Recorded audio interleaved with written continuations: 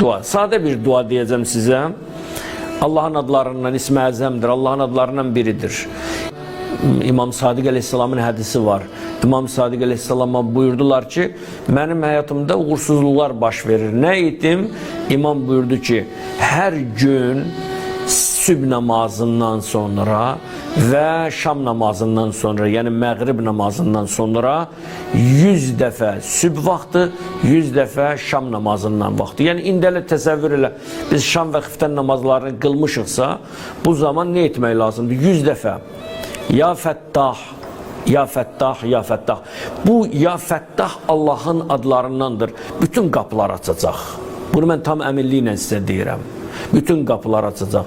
İşlərinizin düz gətirməməyinin səbəbi bu duadan insan məhrum olur. Ya Fəttah deyəcəksiniz hər gün sübh namazından sonra və şam namazından, məğrib namazından sonra.